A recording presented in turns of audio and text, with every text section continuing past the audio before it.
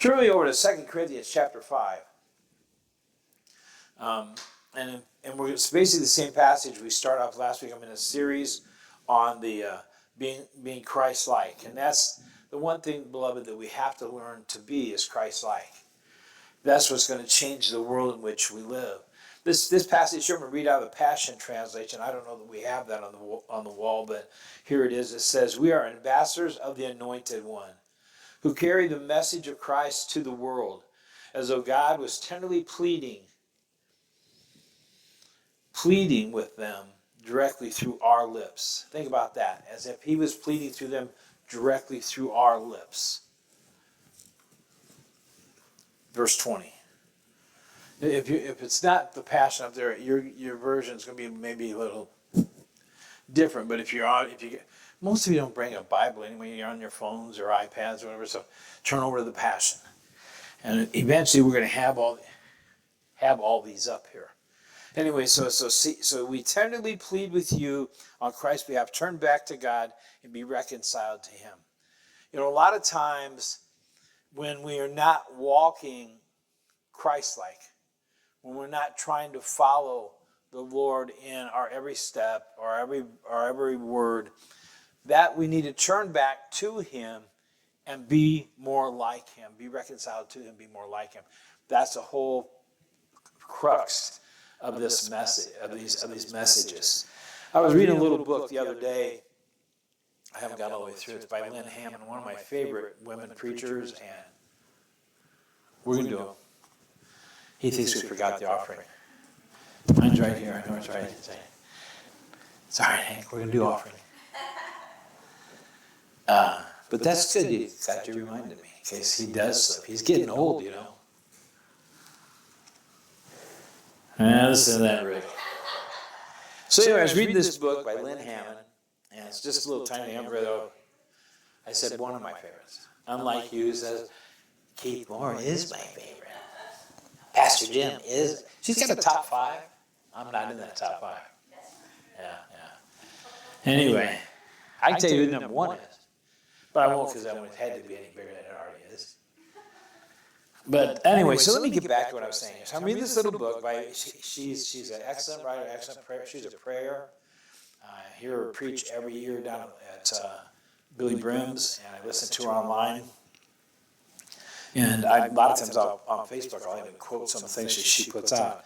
There's an evangelist in the 18th century named John Whittier, who was a mighty preacher of that time, was standing with a Native American listening to Niagara Falls, listening to the thunder of the water fall into the canyon below.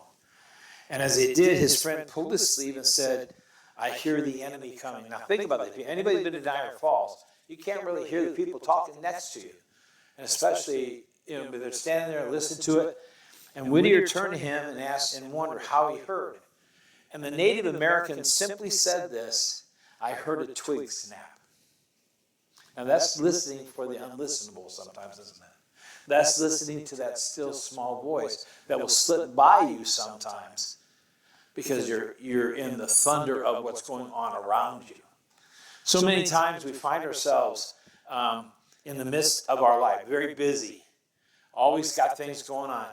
Debbie, when I guess it's just a woman thing. I'm just going to blame it on every woman.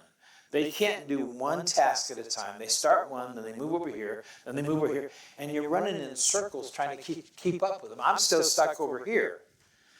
And the thing is that we get so busy. We've got all this stuff going on. She's a good manager. It just is hard to follow. She needs more employees than me. The thing is that like when you get so busy in life that sometimes that still small voice you don't hear because of the thunder around you. That Native American was listening for that still, quiet snap of a twig. And they both got out of there, and both of their lives are saved because of it. Now, I can only say the only reason it caught my eye has really not a lot to do with what I'm speaking about otherwise, but it caught my eye because I thought we sometimes miss opportunities that God sets us in front of to express being Christ-like to the world because of the thundering of our lives all the time. We need that quiet time. We need that moment where we always have that ear that's listening for God to speak to us. There's Elijah. He was in the caves. He's come out. God wasn't in the thunder. He wasn't in he was in that still, small voice. But you have to put yourself, you have to tweak your ear to hear it. You know, so we talked last week about I believe the three attributes of Christ that I think everything else sort of hangs on. Now there's one more I'm going to add next week, but I think the fact that compassion, servanthood, and love are the three basics that fit into every other one of those and are motivating every one of the others. And because they're such strong attributes that he displayed to us, how we're supposed to display to the world. So how do we win the world to the Lord? How do we change? How do we become the ambassadors we need to be? Is by displaying the attributes we're talking about last week and next week and this week and next week. And the thing is that as we get into these, you need to ask yourself, when was the last time I showed the love of God to the world in which I live? When was the last time I showed compassion to someone? Every once in a while on YouTube or something, you'll see these displays of, there was an old man crossing the street. He was pushing a walker.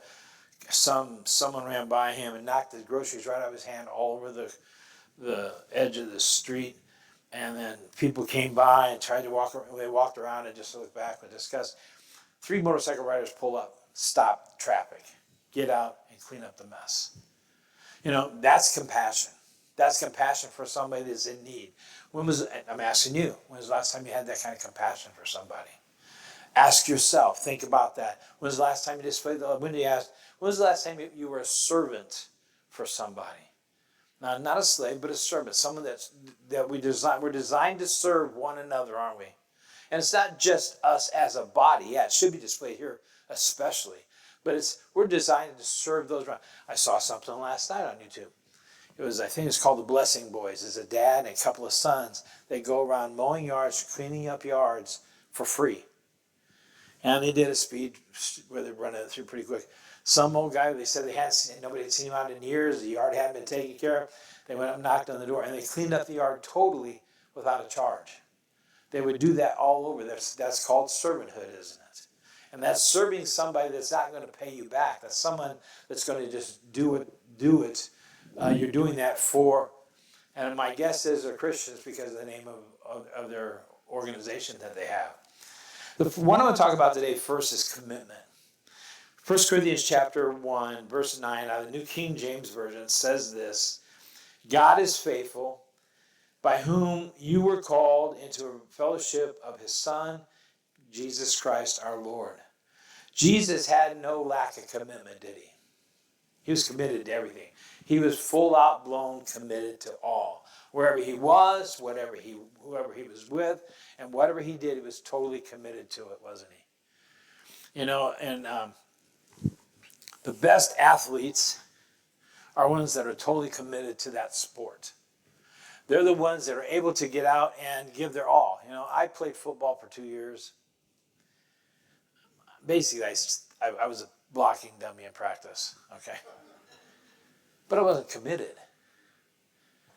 You know, Rob played football for 4 years. He played with a pretty tough team. He was committed to it, but he played for a pretty tough team. Zach didn't want to play football, but Rod told him before his freshman year of high school, you got to play football. You're going to play football. We went and saw Rob in New York. So Zach, we get back in the car, headed back to Illinois, and Zach goes, I don't know that I want to play football, Dad. I said, well, don't play for Rob. Don't play for me. You play because you want to. You know, Zach started all 4 years of his high school career. But he was committed to that. I see in Zeke, now I go to the next generation, there's a commitment in Zeke to whatever sport he's playing. He's totally sold out. I mean, he played basketball. He is sold out to basketball. He's gotten better because he's so sold out to it. He's practicing all the time. He's playing all the time. That's commitment. And good athletes that are good at any sport, doesn't matter the size, it's a matter of you're going to do well at it. And they're committed. You know, in church level, we have to be committed to one another in fellowship. And the best churches are churches that are really have that compassion, love, and servanthood, and you have commitment to those three things, because that's what makes churches grow. We're not a us for and no more mentality. We do look around and we see our family members sitting next to us, though they're not. We see our neighbors sitting next to us, though they're not.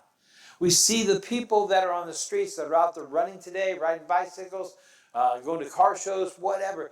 We see them here, though they're not. We have to see those things. We have to be committed to the growth of the kingdom. Jesus was committed to it. He gave it his all. Even when he was arrested, he stayed committed. Even as he was beaten, he stayed committed.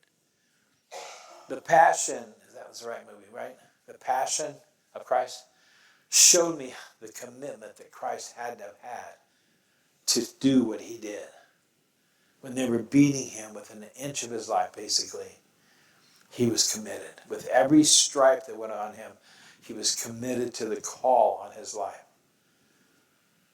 Are we that committed? Are we so committed that no matter what happens, we're willing to stand our ground? An old movie years ago that I saw, I know they did some upgrading of them, but Left Behind, the first ones, it showed people that were church people falling by the wayside because they had to eat. So they took the number. They had to have water, so they took. Beloved, are we committed enough to stand our ground, to fight back anything, should we have to go through that? Are we as committed as that young missionary couple? I forget what country they were in. Haiti. Rob was in Haiti. What, 6 months? Were you there? And it's a cruel place. Places are cruel when it comes to the things of God sometimes. Young, married couple, missionaries, sold out and committed to the cause. They must have been committed enough to have to die for it. Are we that committed? Are we that committed? Now we all, but you know, I hear stories all over the world. Been over the world too, of places, and hundreds of people come to get saved. Hundreds, thousands of people come to get baptized in the Holy Spirit, to come to kingdom principles. But in America, we're committed to our bicycling. We're committed to keeping our lawns clean. Our commitment is sloggy at times. But you're not committed, but we've got to be committed to the things of God like never before, because we live in a time that demands it. Now, we know Hank's committed to Trump. Although he did tell me in the green room he was going to vote for Biden this year. I see things for Trump online. I almost bought him a hat the other day. It's a camouflage Trump hat for 2024. I thought, well, she was already bought it. But you know, we know he's committed. He's been committed for 6, 8, 7 years now. We know Rob's not committed to Trump. I don't care who he is. I don't know if he's committed or not. But I'm just saying, we know Hank is. There's a commitment there. Why? And he displays it. And if we display ourselves that way for worldly principles, we have to learn to display our commitment to God through godly principles. In Matthew chapter 26, verse 39, I believe again I'm in the New King James. He went a little further and fell on his face and prayed, saying, "O my Father, if it is possible, let this cup pass from me. Nevertheless, not my will, but yours." Despite what he knew was coming before him, he stayed committed to the will of God. He knew where it was headed. He knew what was going to happen, and his commitment held strong. We have to be as committed as he was. These are attributes, beloved, that say we say we are Christ-like. That's what Christian means. We say we are Christ-like, then we've got to have compassion. We've got to have love. We've got to be a servant, and we've got to be committed to those things, just as he was committed to those things. The next one is being prayerful. Matthew 14, verses 22 through 33. I'm not going to read it all, but that's basically where it's coming from. And immediately he made, I guess I'm going to read quite a bit of it. Immediately he made the disciples get into the boat. Now he just did all this teaching. He made him get in the boat, go ahead of him to the other side while he sent the crowds away. In verse 23, and after he had sent the crowds away, he went up on the mountain by himself to pray. And when it was evening, he was there alone. Sometimes we may read that passage and just sort of blow by it. But I believe what happens further into this chapter is set up because of this time on the mountain by himself in prayer. You know, and you go in verse 24, it says this, but the boat was already long distance from the land, battered by the waves, for the wind was contrary. And in the fourth watch of the night, he came to them walking on the sea. And when the disciples saw him walking on the sea, they were terrified and said, it's a ghost. And they cried out in fear. But immediately Jesus spoke to them, saying, take courage, it is I, do not be afraid. He was able to do, well, he's just Jesus, he's God, he can do whatever he wants. That's right. But he still had to prepare himself. He had to prepare himself in that prayer time to do what was about to happen. So then he gets out further, and Peter cries out to him, and Jesus said, come on out. Come on out. And Peter got out of the boat. That takes faith, does it? Get out of your confines, get out of, and be totally, you have to be totally committed to get out and walk on water. I've tried it. It doesn't work for me. I'm not, it may work for you, but it worked for Peter until he took his eyes off Jesus. Maybe that's why it doesn't work for me. I don't like water anyway. I take a shower and don't let water get in my face. That's how much I don't like water. We've got a pool, but all I like to do is sit around on the deck. That's it. Maybe get in it once in a while and just float, but I'm just not a water person. Now that one there, she's a water bug. She taught the kids how to swim in the lake. They don't like lakes anymore, but taught them how to swim. She probably taught Vince how to swim even. And it's like, Sheila probably taught so many. She couldn't teach me because I'm a rock. Anyway, so he gets out. In John 8:38 says this, yet the truths I speak I've seen and received from my Father's presence, received in my Father's presence in his time of prayer is when he saw those things, is when he received them from God, is in his time of prayer. I put that in there in his time of prayer. But you're doing whatever you are, but you are doing what you've learned from your Father.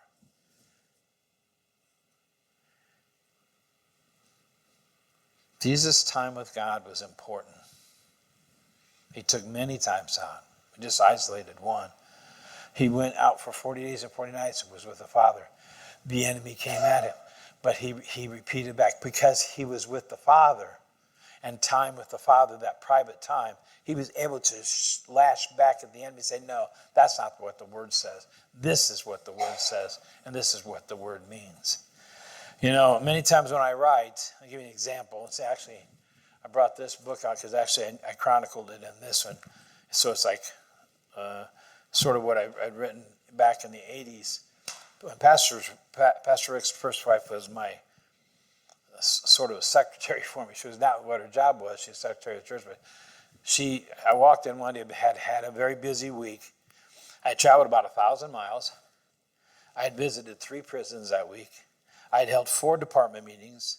I had read all 4 Gospels, written a 2-page paper on each of those, had been in 2 staff meetings, held 3 counseling sessions, and ran a small group and oversaw the Christian school that we had.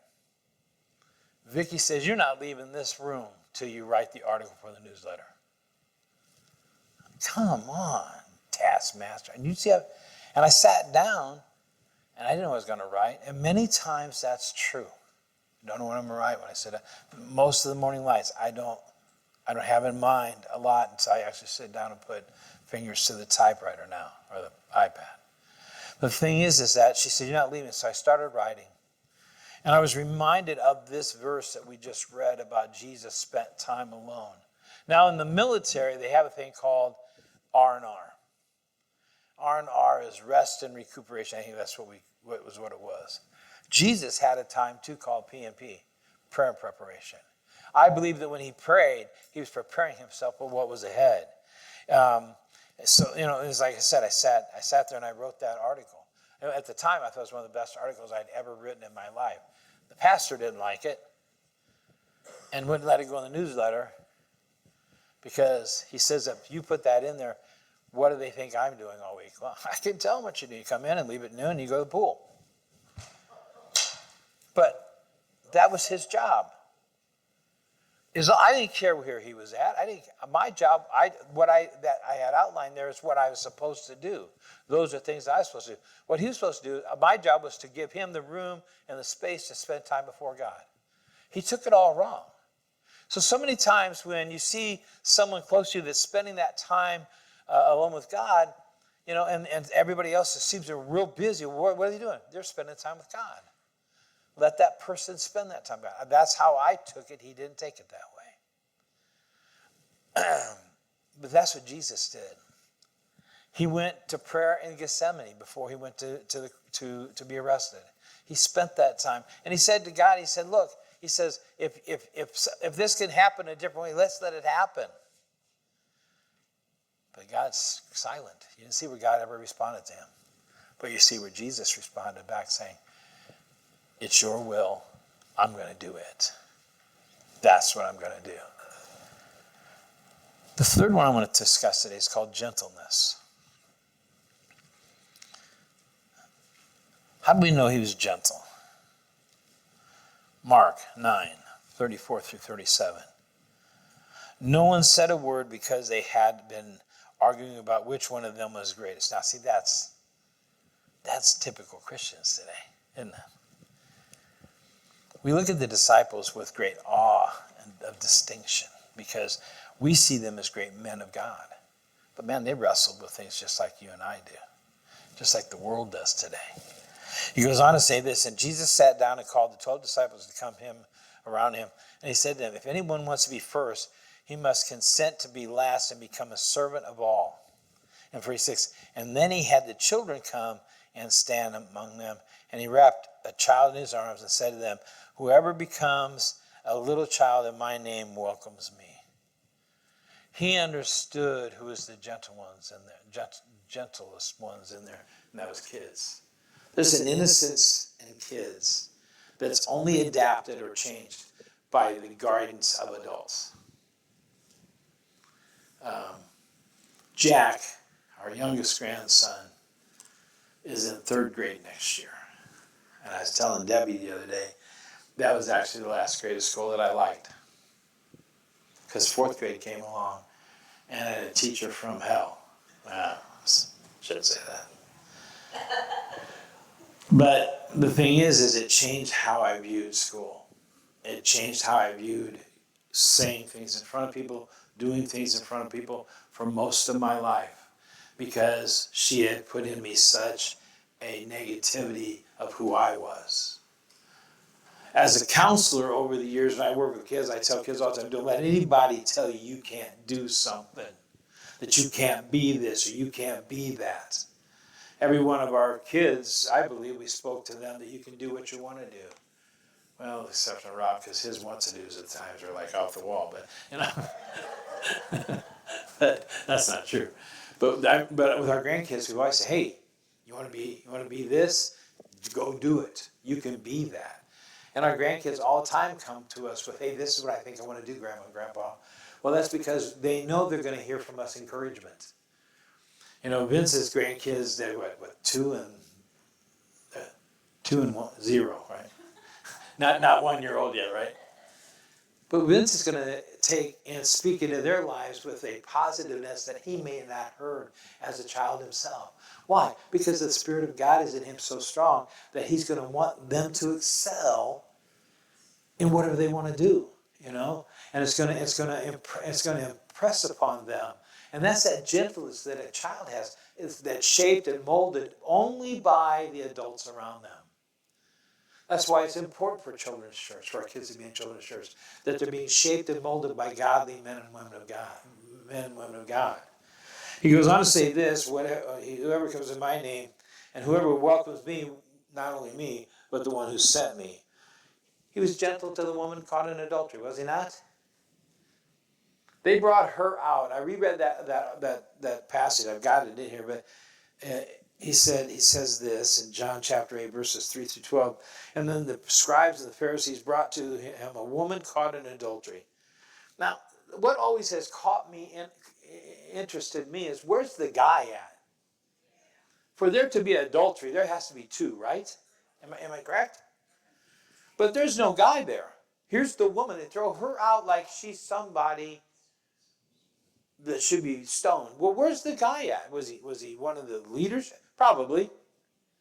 He had covering somewhere. You look at the covering we see all today in our world today of leadership. They're covered.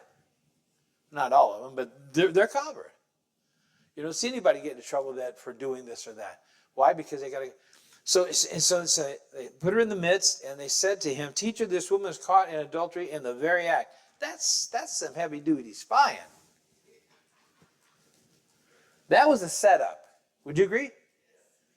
That was a setup and violation of privacy. You would get away with that in America. Anyway, I said they said, testing him, that they might even have something to which to accuse him. They're looking to harm him too. But Jesus stooped down, wrote in the ground with his finger as though he did not hear. He just shut him out. He shut the thunder of the circumstances out. He wanted to hear from God. He wanted to display to the world gentleness that he had in him. So when they continued to ask him, he raised himself up and said to them, "He who is without sin among you, let him throw the first stone." And again stooped down and wrote on the ground. And when Jesus raised himself up and saw no one but the woman, he said to her, "Woman, where are those accusers of yours?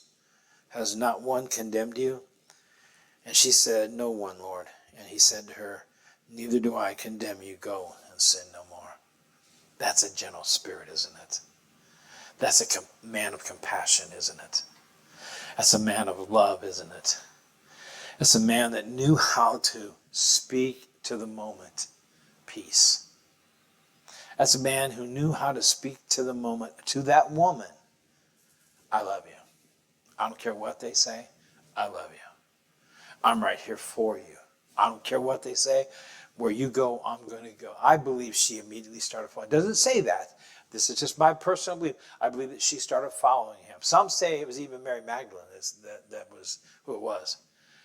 But I don't know who it was. All I know is I believe she started. How could she not follow a man like that? How could she not learn to serve a man like that?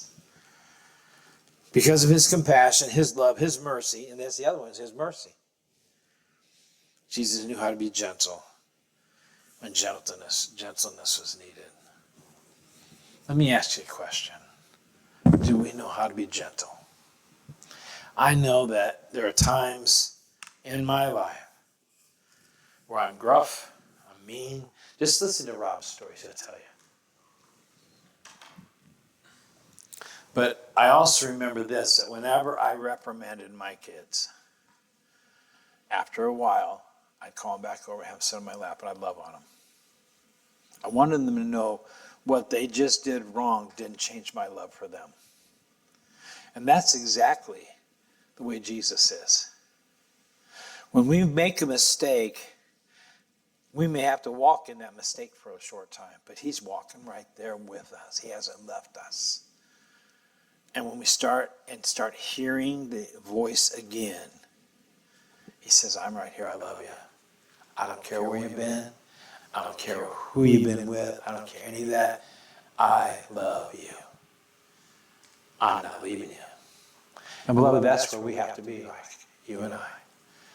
We have to be committed to the call upon our lives. We have to walk in compassion. We have to walk as a servant. We have to walk in love. But we have to be committed to those things too. We have to be committed to love all that are around us, even the ones that are unlovable, because Jesus loves them. We have to be compassionate where compassion is needed. We have to be gentle where gentleness is needed. When we start displaying these attributes, beloved, we're going to start seeing people fill these pews. And the next time I ask you, "Hey, Mary, reach over your right hand, or left hand, right? No, your right hand, and shake the person's hand next to you. Hey, Vince, hug the person that's next to you." And they're going to be there. Why? Because you and I have changed the direction of our lives. You and I have changed our ability to speak from where we used to speak to what we're supposed to speak. When that happens, beloved, this place will fill. This place and beyond will fill. This campus that we have been given will be thriving every day of the week. Amen?